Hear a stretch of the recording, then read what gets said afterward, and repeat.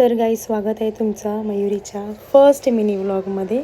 So आज 31 आहे 2024चा. चल जाऊया आपण कम्युनिटी पोस्टिंगला. मी काय काय करणार आहे सगळं सांगते तुम्हाला. सो उतरले आता बस स्टॉपला, बसची वाट बघतो आहे आम्ही सगळे आणि आमच्यासोबत आहेत आमचे ज्युनियर ब्ल्यूवाले. सो बस आली फायनली, ये.